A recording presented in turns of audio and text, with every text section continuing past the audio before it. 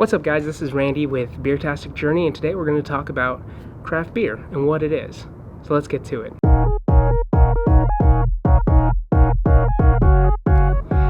So what is craft beer? I mean, just by the words alone, it sounds like you've taken these things, crafted it, and then it's now beer.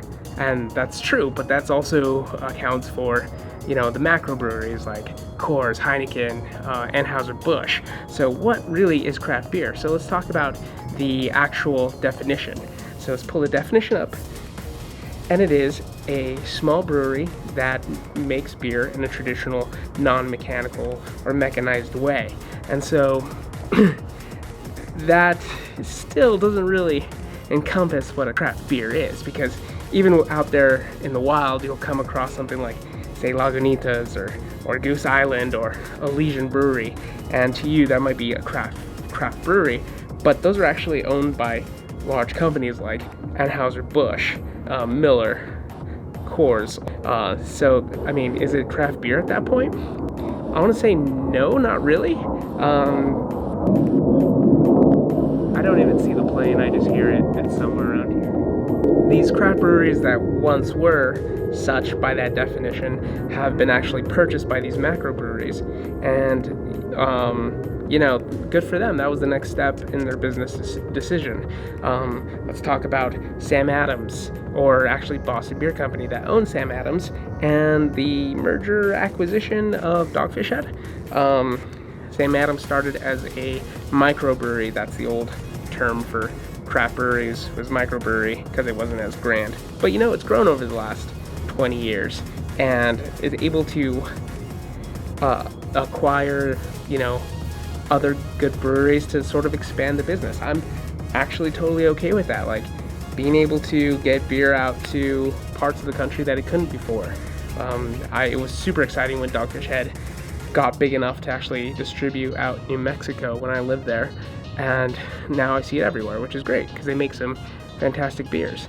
Since we're talking about craft beer, let's just go ahead and open one. So here's a great example of a craft brewery. ColdFire out of Oregon does small batches, and they distribute very close to their area, and I happen to get this using Tavour. I'm gonna hide that because I don't want to skunk it. But this is a Saison Ale from ColdFire. That's actually really damn good. So what makes them like what I'd consider like craft beer from a technical perspective? Small, owned by two brothers, the Hughes. Not only the owners, but they're head brewers. They're trying different stuff. It's really exciting. So realistically, if you want to talk about like craft beer, you gotta think about your local breweries that exist. For me here, we're talking Abel Baker, Joseph James, Sin City,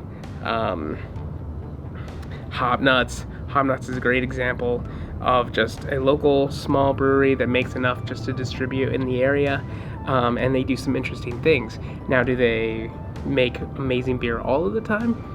No, but that's part of the fun. That's part of why this is an exciting thing. If you want to try something new, you go to your local brewery. You'll try something absolutely new. You kind of miss some of that excitement when you go with like a macro brewery.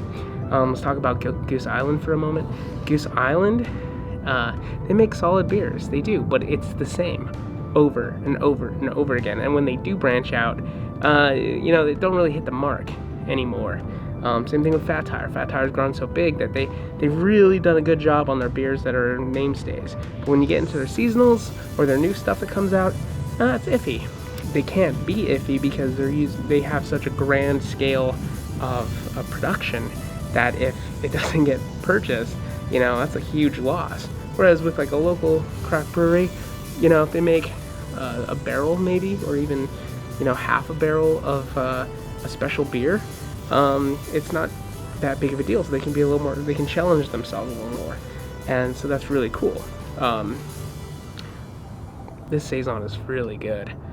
Shoot, I'm actually kind of regretting drinking this outside. I'm afraid it's gonna skunk soon. I'll do a video on skunking and what that is. That has nothing to do with heat, it has everything to do with light. So as light hits the beer, the hops begin to go under a chemical process where it changes and it gets skunky. And so pretty much anything with hops is going to do that. So this one, maybe not as bad as an IPA, but still. Anyways, back to craft beer. So the reason I don't really say craft beer too often is because it also tends to become this sort of thing to sort of siphon other people off into a different world, like, oh, you like Coors Light, or oh, you like Budweiser, suck. No, that's not true. Those I like those every once in a while too. They're consistent, incredibly consistent. I mean, a Bud Light or a Budweiser is almost terrifyingly consistent. You're dealing with yeast, temperatures, lagering, all that kind of crazy stuff, and making that beer over and over again for the entire world. That's very cool. However, there's not too much creativity there either. So, you know, like that's what's exciting about craft beer, is the creativity. I hope if you're watching this that you feel included. And this is not some sort of boys club, or this isn't some sort of like, hey, I know more than you. This is actually to educate and help you find joy in something as simple as this magical elixir. You know, I hope you feel included. I hope you like it. Don't be afraid of craft beer. It's exciting. It's different. If you've never had it before, if you've been afraid of it, if someone's made you feel stupid for not trying it, or make you feel stupid for just drinking regular beer, ignore those people. Just give it a try. It's all about trying new things, enjoying new things. You know, the world's your oyster. Try new things. Don't be afraid. Essentially, that's pretty much it. That's craft beer. At least that's craft beer to me. I hope you feel included. Don't be afraid to order something you've never had before. If you're a subscriber of this channel, you'll see that we're going to try different things across the board. I'm sure I'm going to go ahead and do sort of like a mini review of some of the macro breweries out there. You should check out my Instagram if you want to see what I drink normally. Usually on a day-to-day basis, I'll post something at Beertastic Journey on Instagram. Subscribe. We're going to be trying some new things, really get into the craft beer world. I hope you like this video. Subscribe to see more.